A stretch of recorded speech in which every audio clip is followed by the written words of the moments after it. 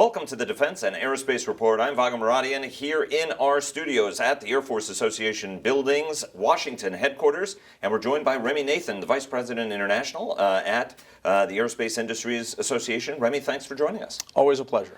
Big news today. The White House announced its new conventional arms transfer policy, as well as an arms export control review that's going to go along with that. First, over the years, you and I have expended quite a lot of effort in sort of making the case for a whole-of-government approach to arms transfers and why speeding that is important for allies, but also for the U.S. from the standpoint of interoperability. Secretary Mattis did drive this, was a particular force behind this effort. Talk to us about this new policy and how it improves things both for U.S. industry, but also for America's allies. Sure. Let's start with the environment that we're operating in right now, which I think is driving the realization that we need reform in this area. Certainly the security environment is far more complex than it's been in years past. U.S. capability to address those challenges alone is under threat, both in terms of the increasing capabilities of our adversaries, as well as the limitations on our own resources and our ability to be everywhere that we need to be. The answer then is partnership, and Secretary Mattis, as you mentioned, very much highlighted that as one of his top 3 priorities when he entered the Pentagon as Secretary of Defense. So the timing is right to take on this issue. From an industry's perspective, we've increasingly seen the environment for defense trade as increasingly time-sensitive, zero-sum, and when we win or lose, it has an enduring impact on our relationships and our dynamics with key allies and partners. All that translates to the need for a system that is more predictable, efficient, transparent, and accountable. These are the messages that we brought to then candidate Trump in 2016. And as it turns out, our advocacy dovetailed quite well with many of the same themes and principles that he had identified for his campaign. The idea that he wanted to bolster American manufacturing, high-skill, high-wage jobs, that he wanted our allies and partners to take on more of their own security challenges. The answer is to try to make the security cooperation enterprise more effective. So with today, what we have is the President launching or announcing a national security presidential memorandum that first and foremost announces revisions to the conventional arms transfer policy.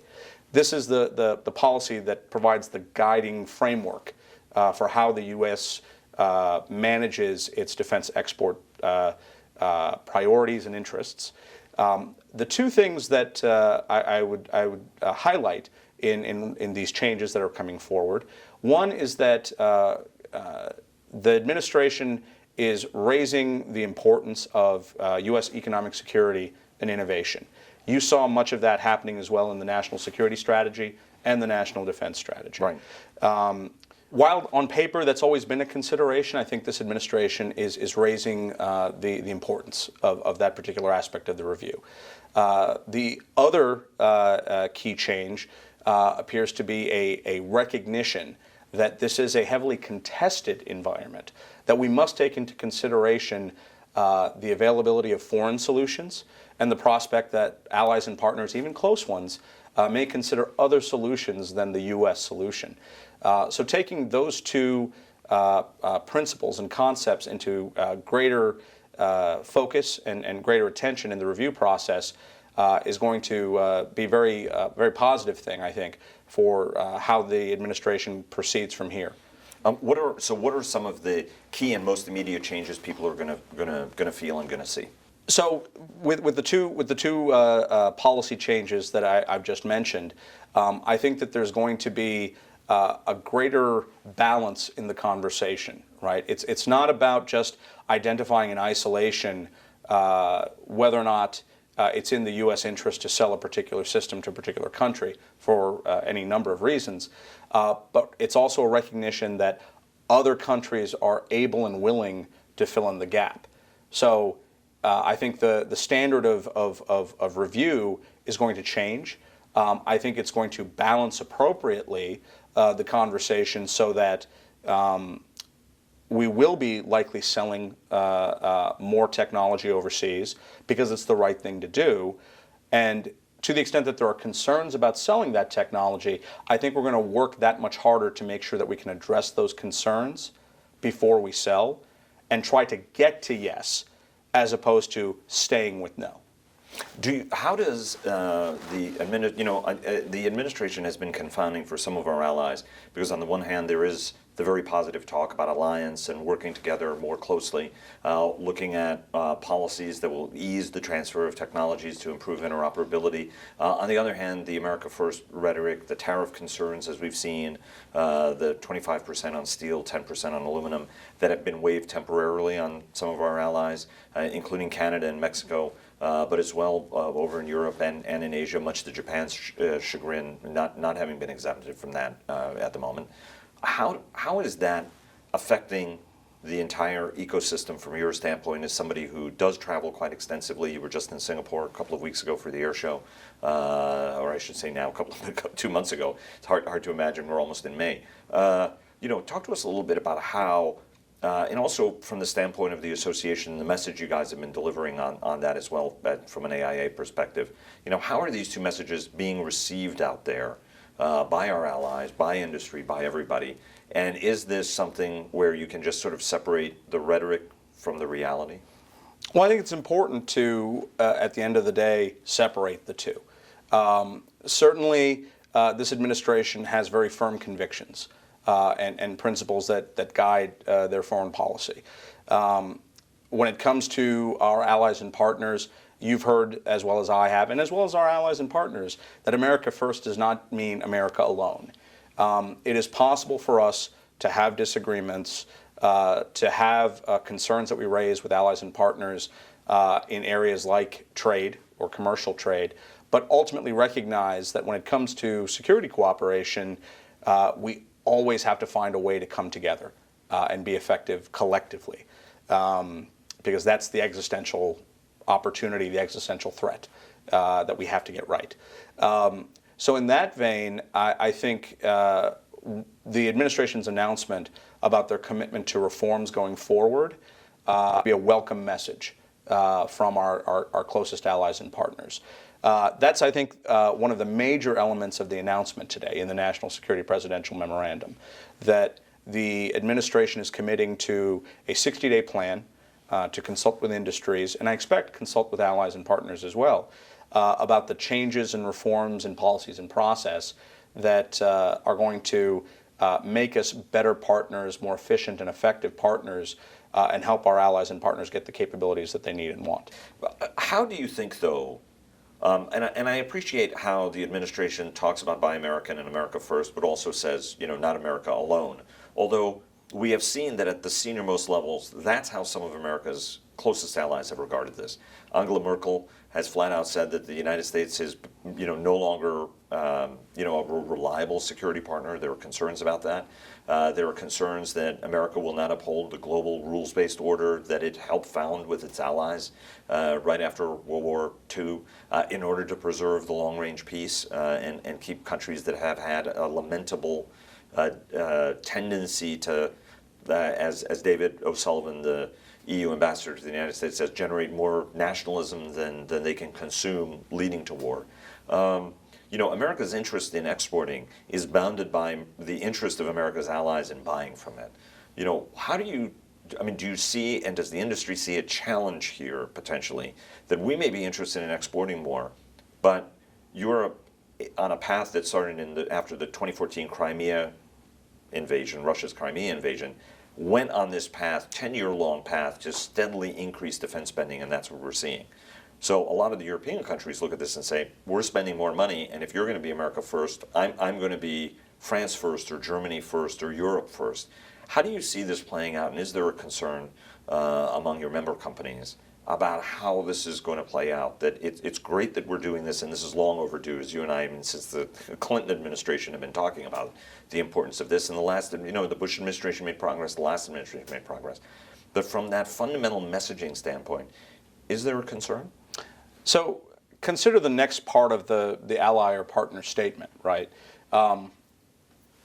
There's always the other comment, and oh, by the way, ITAR, Or, oh, by the way, I have to wait too long. Oh, by the way, I have concerns about FMS, right? So political disagreements and concerns are nothing new. But neither are the complaints and the concerns about how the system operates. So from, I think, our industry's... The real world part of the the real equation. world part of it. From our industry's perspective, you know, if we are able to not just provide the best equipment at the best price, but also have a delivery system that is efficient, is transparent, that is user-friendly or customer-friendly, I very much think that our allies and partners are going to respond positively to that. The new policy does have sort of a very interesting line in it that the United States will work with its allies to minimize, you know, whenever those allies are using U.S. systems, to minimize civilian casualties, something which would appear to be directed at Saudi Arabia among the concerns that folks have expressed in terms of Saudi operations in Yemen. And we've talked to a whole bunch of senior leaders who've said, you know, we're working much closely with the Saudis, and the Saudis are doing a much better job to try to minimize collateral damage and civilian fatalities. Talk to us a little bit about, you know, that is a different line to hear in a document, something you would find in coming from a more liberal administration, perhaps, than this one. Talk to us about the importance of it, because it would also appear to open new markets, right? I mean, you know, in a sense, to look at it cynically, you know, which I'm sure is not necessarily the way that it was purely intended. Talk to us a little bit about what that clause means. So the inclusion of that clause, the inclusion of that focus in the administration's announcement today, I think is a very consistent reflection of how this country and how governments of both, you know, parties have consistently looked at defense trade. Defense trade is first and foremost a tool of foreign policy. And that means that when we get to yes, it means that we are agreeing that the transfer of these systems is consistent with U.S. foreign policy, and going forward, their use is going to be consistent with U.S. foreign policy and values. I think what you're seeing here is a reaction to, as you said, events in the world where, as we send more and more technology overseas, as our allies and partners step forward more in using our systems to defend their security interests, there are increasing concerns about how those systems are being used. The notion of enhancing training and equipment sales to our allies and partners so that when they use those systems, they're better targeted, better situational awareness, more precise effects, and that they're trained better with our systems is all to the good. And as you say, those are market opportunities, and it's a reflection of a principle that we are also advocating for to the administration, because it reflects a priority, right? And communicating to industry that there's a priority here in minimizing the risk of civilian casualties that we need industry to come forward to help address, to solve a problem, if you will.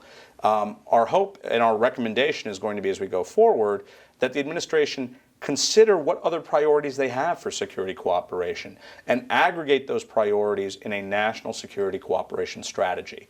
By doing so, you're going to create alignment within the review process about what these sales are meant to achieve.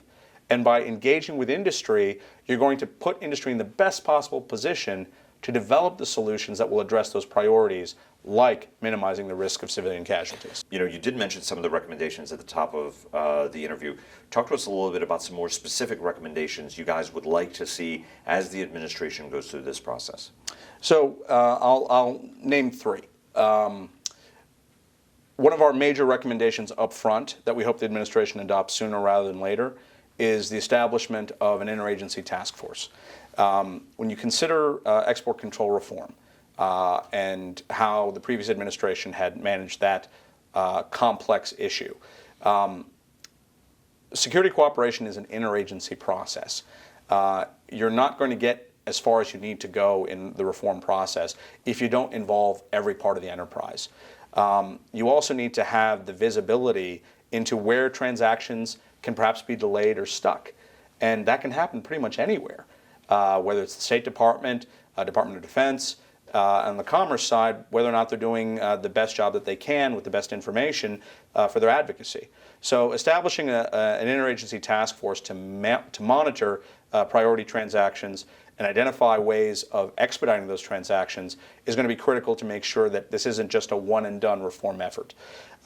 Second, I would point to contracting for foreign military sales. As you well know, the acquisition system for years has been under quite a lot of pressure, and for a variety of reasons, you end up having foreign military sales kind of getting second shrift or short shrift when it comes to the resources required to move those systems, move those transactions rather, through the contracting process. We need some good attention to that. And then finally, I would point to the need for advocacy. That is certainly consistent with this administration's focus on marketing the best that America has to offer, pursuing the Buy American strategy, if you will, to try to encourage the allies and partners to consider the best that this country has to offer in defense products and equipment. So those are the three that I would highlight, but we have a number of others.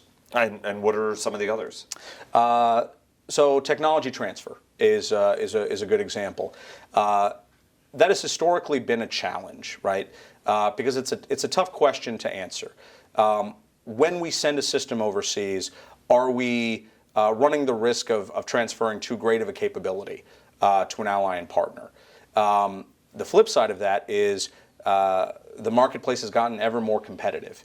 And history has shown that anytime the U.S. refuses to enter into a market or refuses to sell a certain technology, it will get developed either domestically or other countries will fill in that gap. For example, as we've seen with night vision and space systems, when the United States sort of unilaterally said, we're not going to export these systems, a lot of other countries around the world developed that technology and put it on the marketplace, taking vast amounts of business from American suppliers. And to my earlier point about the enduring impact, once the competitor system is in place, then they also own the supply chain.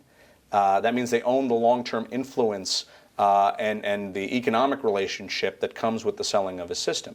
And we want that to be an American product in place overseas. And then another topic that might be a little bit surprising that we're raising in this context is the need to pay attention to the impact of commercial trade on the defense industrial base.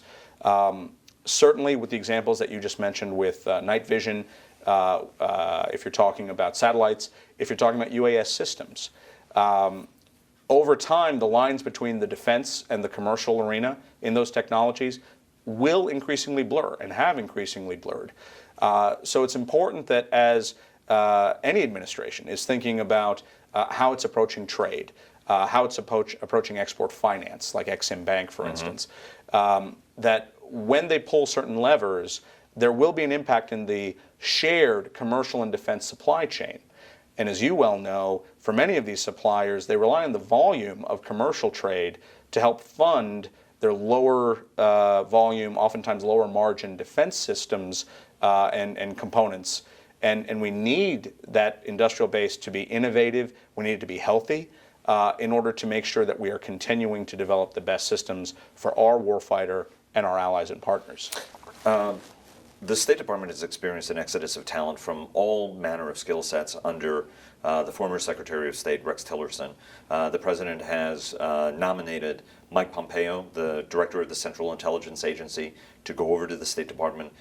The State Department is, just as the Commerce Department oversees sort of commercial export licenses for commercial or some dual-use items, the State Department is the one who's in the lead when it comes to the interagency process that deals with defense and defense-specific exports and services. Talk to us a little bit about that side of the equation, because as quickly as the Defense Department can move and as quickly as the administration can move, sometimes the bottleneck has been at the State Department, in part because of funding level. I mean, I remember years ago the Pentagon underwriting and funding some systems upgrade as well as pay for personnel at the State Department to help this process along. Talk to us a little bit about the State Department side of this equation and how it is going to play or not play or needs to be invested in to get us to where everybody wants to be on this. You're making all the right points about the concerns that our industry has. And really anybody that looks at security cooperation and wants it to be successful and healthy. State Department is in the lead. This is a foreign policy exercise, first and foremost. And we need to make sure that we have the right resources in place, the right training in place, a very big priority for many advocates within the enterprise for change and reform. Because this isn't an easy challenge, right? To do the reviews, to make sure they're consistent with U.S. interests, and then to make sure that we're getting these capabilities to our allies and partners. There's a level of specialization that exists that you can't just address with personnel that you just turn on and turn off. There's a lot of talk about creating career paths, more focus on this area. So in all of that, I think it's critical, regardless of whether you're talking about the Department of Defense, Department of State, or Department of Commerce. They need to do an inventory to make sure that they have the right people in place to do the job right. And certainly at the State Department, you need the political appointees in place to provide the right political guidance to make sure that everyone's executing in the direction that the administration wants them to. Remy Nathan, Vice President for International Affairs at the Aerospace Industries Association. I'm sorry earlier I referred to you by your antiquated old title, which you don't use anymore. Remy, thanks very much for joining us. Thank you, Vago.